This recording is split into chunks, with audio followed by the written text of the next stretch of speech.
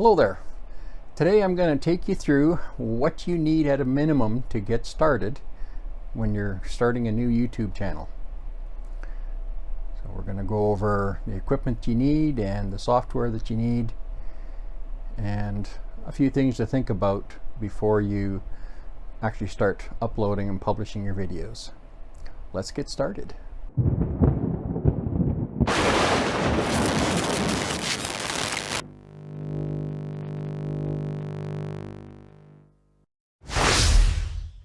My name is Dave and this is Fuzzee Tutorials.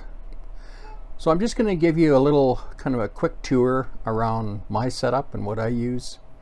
And I don't have anything fancy when it comes to filming stuff. So this is being filmed right now actually on my iPhone 11, just the regular iPhone 11 standard. And you could use basically any modern smartphone, anything that handles 4K. Even though I put out a lot of my stuff in just 1080p or 2.5K, you want to film it in 4K as much as you can, because that gives you a little room to zoom into stuff without anything looking grainy. But you don't need to go out and spend a lot of money on fancy cameras, especially when you're first starting out. If you're just shooting YouTube videos, a modern smartphone is going to do everything you need to do. And what you're looking at right here is just a cheap tripod that I got off Amazon. I'll show you the actual listing for it and provide links in the description for the stuff that I've got.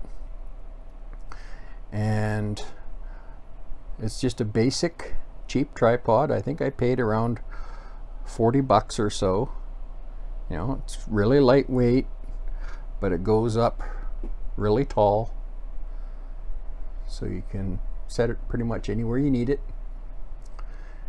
And if you're going to be doing a lot of filming off of your desk, you know, you can actually use your iPhone as your webcam. There's a little piece of software that I'll get into showing you for a little later on. I used to use that until I built my new setup. And for lights, of course, I've got the overhead lights.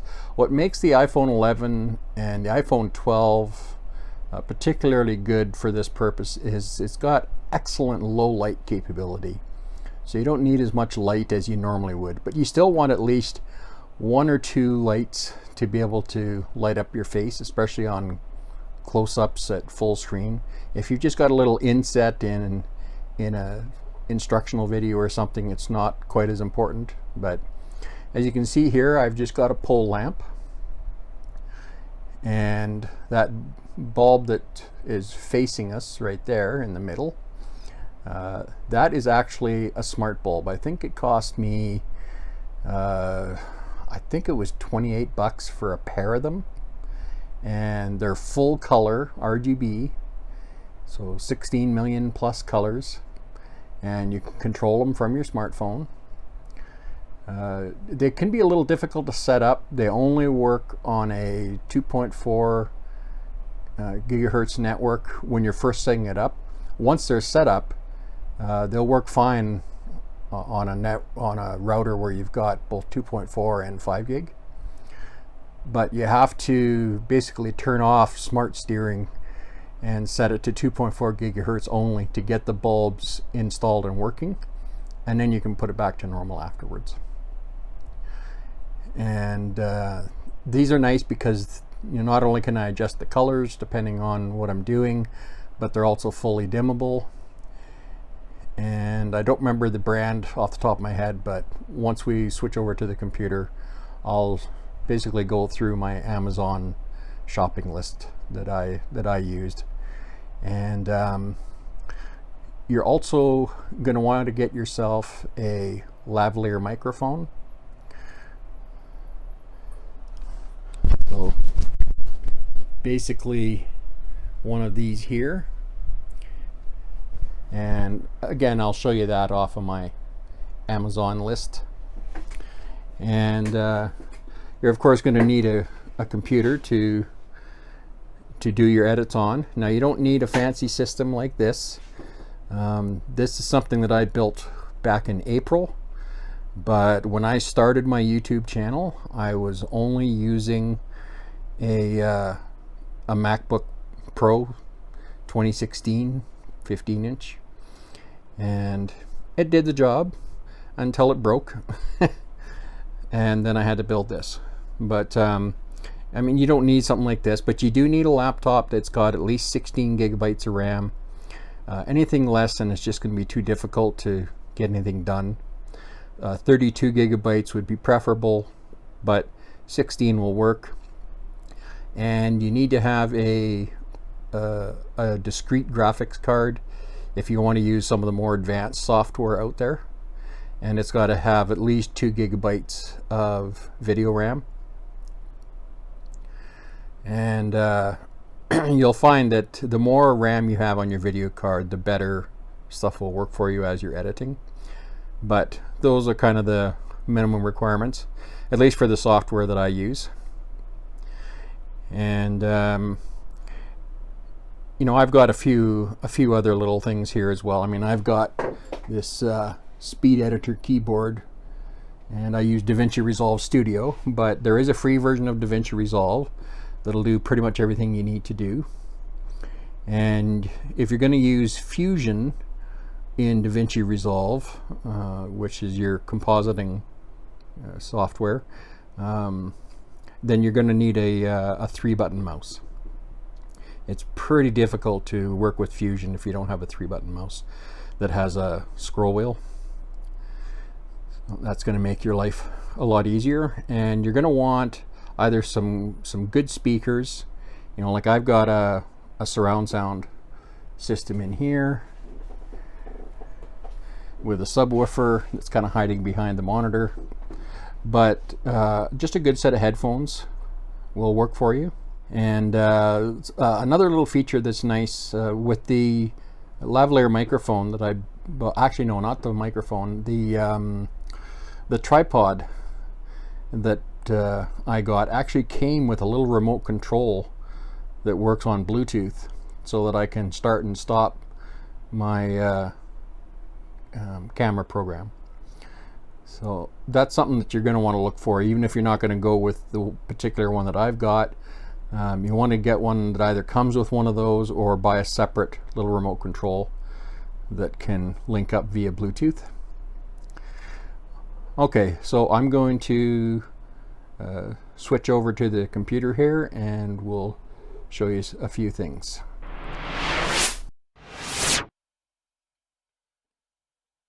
All right, so here we are on the computer, and I'm going to take you through a few things. So you see we've got some photos on the left here, but we'll get to those in a minute. The first thing I want to talk to you about that I showed you on the other side of the room there is this tripod. Now this is the one that I got, and you can see here they're talking about that little remote control, which is very handy, and it's got a pretty decent range as long as the battery is pretty fresh.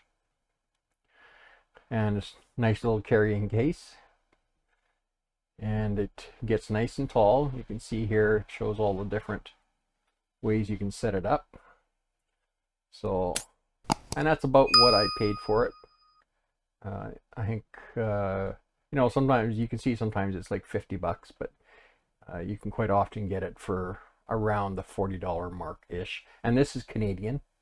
So all of these ones I'm going to show you are Canadian prices.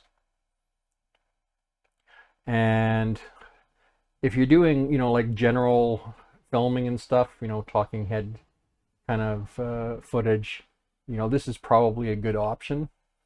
And this, of course, will fit any smartphone. Now, I don't have really any experience with Android phones for my own self, My daily driver has been iPhone since the iPhone 4. So that's kind of where I'm going to be showing you the software and stuff. That software that turns it into a webcam, I thought was available for Android, but I guess it's not. It's only available for iPhone. But I know there are other packages out there available for Android. So you just have to do a little research once I kind of show you how the concept works. And if you're going to be doing stuff at the computer like I do a lot, where I'm doing tech tutorials and whatnot, then if you don't have room behind your desk to use a tripod like this, you might be better suited to a little mini tripod like this that you can put on your desk. Now this one, it would go beside your monitor rather than on top of it.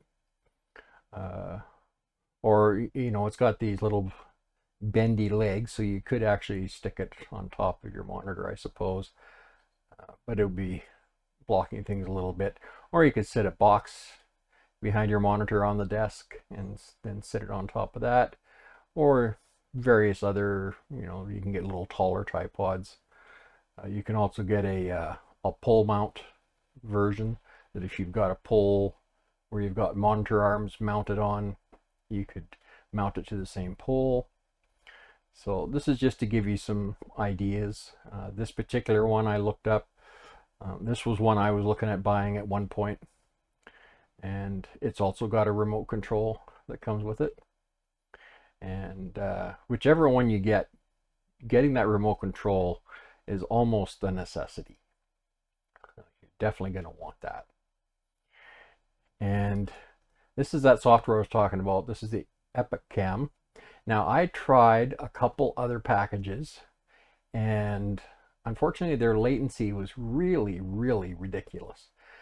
Now it doesn't matter what type you go with, it is going to have some latency, but you can adjust for that in your OBS Studio if that's what you're using, and that's the software that I recommend. OBS Studio is free, and it allows you to do desktop capture as well as webcam capture, and it'll also handle the Webcam. The Webcam is actually its module is built to be picked up by OBS, although their software will also work with other packages as well. I believe it works with Zoom, and there's one other I can't remember the name of just now. And they've got a trial version of this that you can try, and it will work wirelessly, but it's and you can find other ones that work wirelessly, but the latency is just too bad. So I would recommend definitely using a cable, and you can pick up I think no, that's not the cable I was looking for. Yeah, this is the cable. If you're using an iPhone, you would need a cable like this. So you plug this end into the phone and this end into your computer or your laptop. And if you've got a laptop that only has Thunderbolt like I do, you can either use an adapter or you can just get a different cable that goes from this to Type C. And now if you're almost exclusively working from the computer, you might want to look at getting a webcam. Now this is not the webcam that I got. Unfortunately, the one that I got is no longer available, and I even checked on the manufacturer's website, and they don't even sell it off their main site anymore. So, and Amazon didn't have it listed. It was a good little cam, or it is a good little cam. It's what I'm using right now, and I only paid like 45 bucks for it. So it was a really good deal at the time. And the company Alki, they don't even make webcams anymore. They make dash cams for your car, but they don't make any kind of webcam anymore. They got lots of other good products, but I guess they decided their initial jump into this just wasn't profitable for them.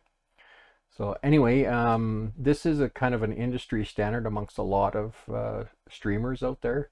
This Logitech 922. The older version of it is the 920. And this is good because it's 1080p and it's reasonably priced. It's right now you can pick it up for $100, although it's usually 130. And again, this is Canadian. And it's supposed to be a really good camera. The reviews on it look really good. And there is a 4K version of this, but it's pretty expensive. I think it's like 200 or 250 bucks. And this video is all about showing you just your bare bones stuff that you need to get started. So now the reason that I wound up going with a webcam is I had a choice. I already had my big tripod, but I didn't have any room to use it behind my desk. So even though an iPhone makes an awesome webcam because it works really good in low light conditions, and of course it will film in 4K, but it just you know, I had at the time I was looking at the same price between getting a little mini tripod to go on the desk or picking up a webcam, the one that I got. So I decided to pick up the webcam for the simple reason that I've got other types of shooting that I want to do where I want to be able to use both my webcam and my iPhone for filming at the same time, so I can basically have two camera sources. So that's why I wound up going with that. And really, I think you know, based on the fact that really this is about the best price you're going to get at this current point in time for a webcam, you'd probably be better off financially if you just picked up one of these tripods for your iPhone. And that software, the Epicam software, I think I paid I think it was like $13 or $14 Canadian. So I think it was $9.99 US anyway. And it works really well. The only thing you have to remember if you're using this type of a camera or this type of a solution for your webcam, in OBS you need to set up a delay on your audio. And I found with this one 200 milliseconds seemed to be really good. So when you're first setting it up, you just got to do some testing. And what you want to do is you either snap your fingers or clap your hands or do both in view of the camera, and that makes it a lot easier to sync it with the audio. And once you get that delay set, then you're good. It usually doesn't change. So onward and upward here. The next thing you need to worry about, and this is arguably more important than your video quality, and that's your audio quality. And really the cheapest solution for this is just a decent little lavaliere mic. And if you look carefully, you can see that's what I'm using here. It gives you a nice crisp audio. It can cut out the background noise. The latest version of OBS actually has a filter available that you can activate, and there's lots of YouTube videos out there about it. And it's got an audio filter that you can turn on, and it eliminates background fan noise, and it works really well. When it was really hot in the summer and I was having to do some filming, I had a fan right beside me, and like right beside my face, because I get pretty sick in the heat. And I was able to turn that on, and it was only like 3 feet from the microphone. The AI on it completely cut out that sound. So it works really well. And this is a decent little microphone. I mean, I used it on my MacBook when I first started doing this, before I built my PC. And I filmed for months, probably 7 or 8 months with this connected to my MacBook Pro. I've got a 2016 MacBook Pro 15-inch. And it's got these few little attachments. And I had to use one of these little adapters when I was plugging it into the Mac, especially if I wanted to plug in hardwired headphones. I actually had a separate little splitter, but most people these days have Bluetooth headphones, so it's not really as necessary. I can't remember which one of these I used. I think it was this one here that I had to plug this into and then plug this into my Mac. On my Windows PC, I don't need any of the adapters. I can just plug it in directly. Now it's also got an adapter here for plugging into your, if you've got an Android phone. So this will plug in, this is a Type-C connector down here.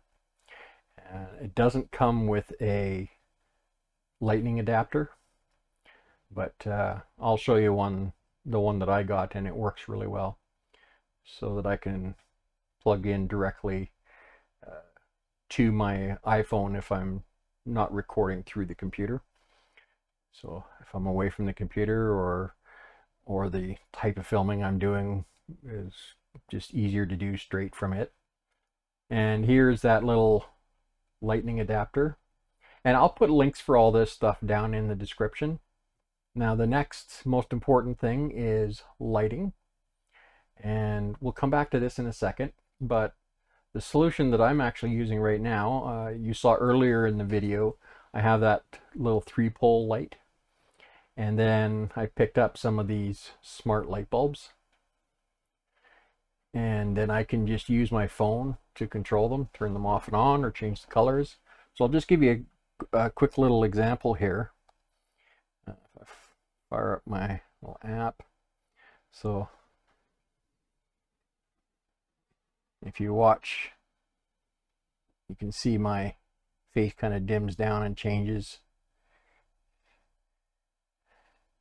and I could even switch it to different colors. So you can see now it's got like a red glow, and actually I'm not sure if you can see that on camera very well. You might be able to kind of see the changes. My webcam interface actually compensates pretty well for color changes. So anyway, the thing to keep in mind with this is it can be a little tricky to get set up. So, but I already talked about that earlier in the video. I'll just show you real quick here what the interface looks like. So if you're just keeping it in black and white, the interface looks like that. And then if we go to color, then the interface looks like that. Sorry, that's looking a little washed out on screen. The colors are much more vibrant in person. And then it's also got a scene controller. You can do pre-built scenes. You can program them with a breathing, phasing from one color to another, or flashing. So all kinds of stuff you can do with this. Now this next thing, it's not in the realm of a necessity per se, but I was talking earlier about you're going to want a 3-button mouse, and I particularly like these trackballs. Up until actually yesterday, I was using this one right here. I've got a newer version of this that you can control the tilt. It looks almost the same. It's got a couple extra features, but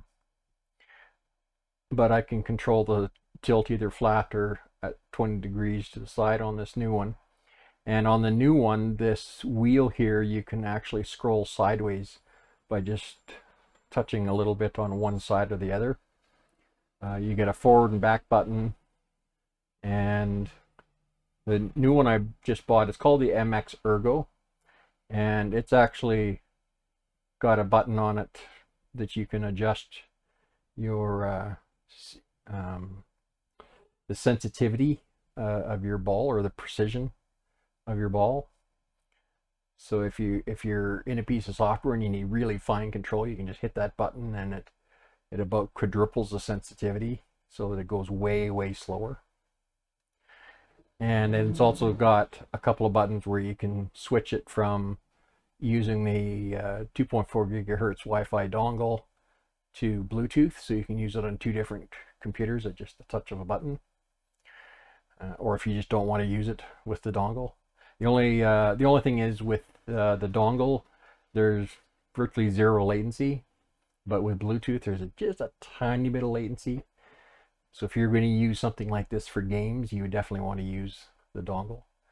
And I've been a Trackball fan for probably 25 years. Once I got onto one of these thumb balls, I never went back, never had the desire. They stay in one place on your desk. They don't take up much room. They're very precise. And I used to do a lot of gaming with them, so they work fine for gaming. And you're not having to move it around the table violently like you have to do in some games. So, and this scroll wheel in the middle acts as your middle mouse button. And this button becomes very important when you start video editing. And a lot of graphics programs use this as well. So they don't have the price listed on here because I guess this is out of stock right now. But I think I paid about $50 for mine when I got it. And there is a newer version now. It's called the M575 wireless. And in this version, you can actually get it in white as well if that's your jam. And the next thing that we'll talk about here is Davinci Resolve. So you'll find this at blackmagicdesign.com/products/Davinci Resolve. Now, Davinci Resolve 17 is free. They do have a paid version, which is called Davinci Resolve 17 Studio. And it's only $300 US. And actually, when I bought mine, I bought it on a special where I actually bought the speed editor keyboard that I showed you earlier, and got the Davinci Resolve Studio with it. But there's not very many limitations for the free version. Some of the real fancy extra features you don't get on the free version, but really the main limitation that might affect you is you can edit 4K video, you just can't render it out in 4K. You can render it out in 1080p just fine. But for most people, when you're first getting started, that's all you need. And it's free. And it's fantastic. It's got everything built right in. It's got your video editing, and it's got your compositing, and it's got your color correction, and your audio processing all in one package. You don't, if you go with another package like say Adobe Premiere, then you have to have After Effects, and I don't know what they use for higher end audio editing. So there's like a whole suite of stuff and you're paying monthly subscriptions on it. So this has everything you need in one place, and it's free.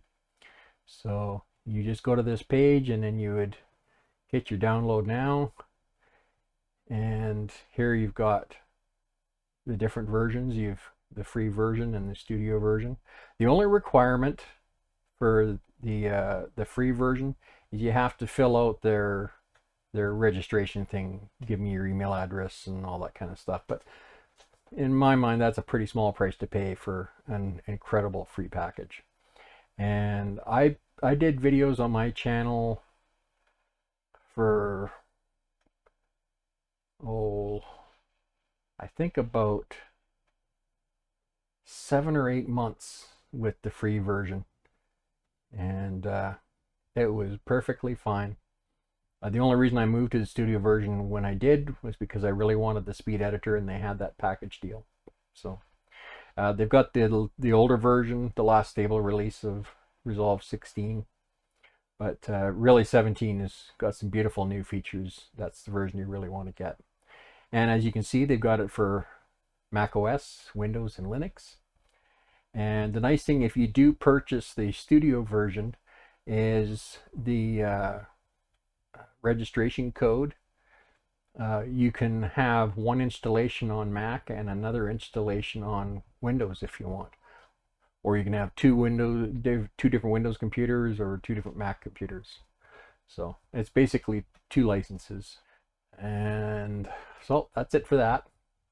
And now we'll talk about what I've got going over here in these pictures.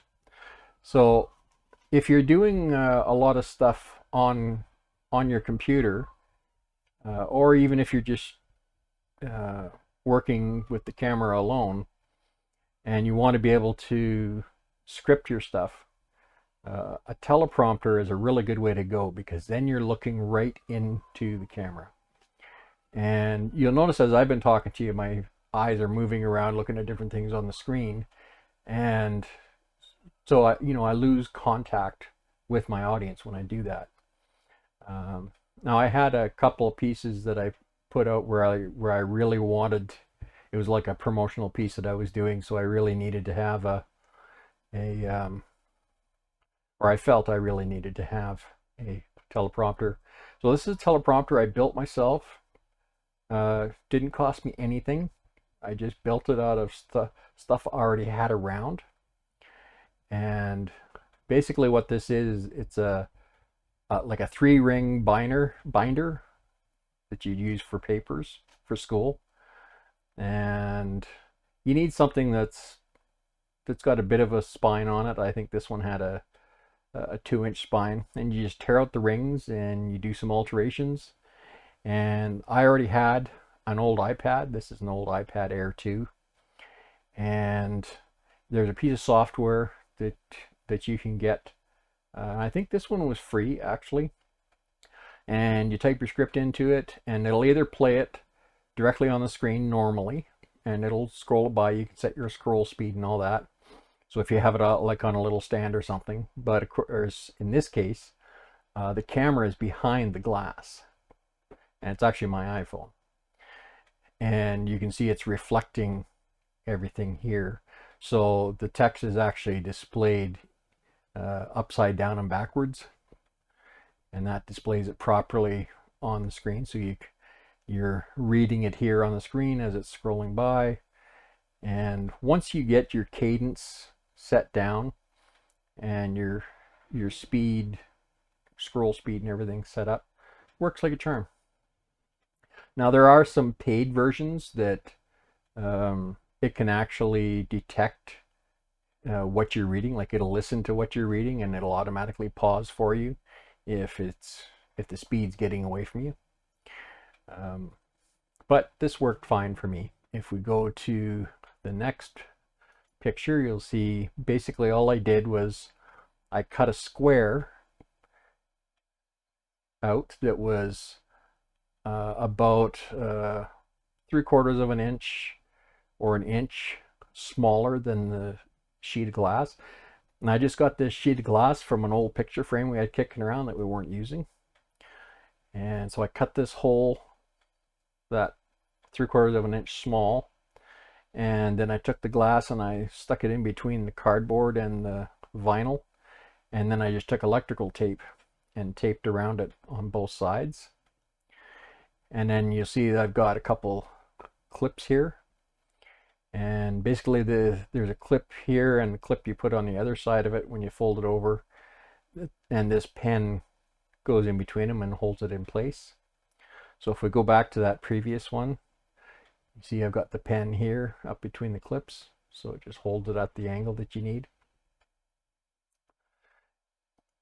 And then this is what I use to hold it up. This is just a cheap music stand that I had kicking around that I used to hold my iPad on upright behind my laptop, so that I could have crib notes to work from as I was shooting my videos. And this is that tripod I already showed you, and you just mount the phone here. And if we go back to the first photo here, you need to take a sheet and drape it over top, and this is a blackout sheet. So you need to drape it over top so it encloses the camera in behind this piece right here. and that keeps any light from coming through and messing with what the camera's recording. So it's draped over top of the teleprompter rig here and over and behind the camera. So it's pretty easy. Even if you had to go buy the stuff at the dollar store, you could get away with spending, you know, $5 or $10. Might cost you another 20 for a cheap music stand if that's what you wanted to use. But there's all kinds of other things that you could use to sit it on. You could put boxes on a table or something and sit it on top of that. The one thing I found, this music stand was actually really unstable. I had it fall off a couple times when I was first learning to use it, so it can be a little shaky doing it that way. But it was a really cheap music stand, so, and it wasn't really meant to carry that kind of weight at that angle. I'm not going to get into showing you how to run OBS. There's a ton of videos out there on how to install and run OBS and how to set stuff up. So I'll let you do your own research on that. Actually, I forgot about that one lighting setup there. Where did it go? Here it is. So this is, now I don't have this, of course, but I've looked at the reviews on this, and it's actually rated pretty good. You know, it's missing some of the extra features, but if you're first starting out and, you know, if you've got an extra $100 you want to spend on doing this rather than spending money on buying a pole light and then buying those Wi-Fi controlled LED lights, you know, by the time you buy one of those pole lights and those bulbs, you're just about as much money as buying a more professional style set of lights with soft boxes. So this is supposed to be a pretty good setup. Not the setup that I would go out and buy now, because I already got some solutions. So I'd want something that's a little smaller and easier to use. But by all accounts, this is quite a good setup. So once again, I'll leave these links down in the description. Hope this video was useful for you today. If so, take a moment and subscribe if you're not already. Maybe hit that like button. I truly appreciate that. Appreciate you hanging out with me today. And we'll see you on the next video. Bye for now.